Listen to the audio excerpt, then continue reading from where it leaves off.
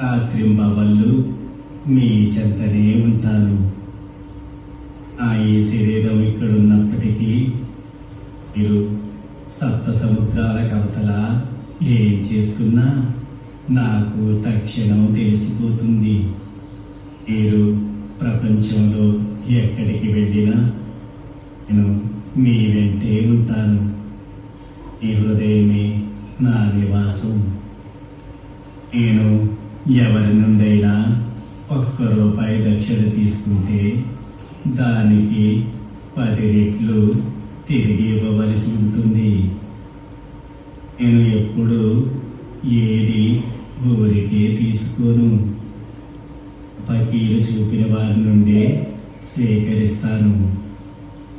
వాళ్ళు దక్షిణ రూపంలో పుణ్యం నాటి తర్వాత సమృద్ధిగా ఫలితాన్ని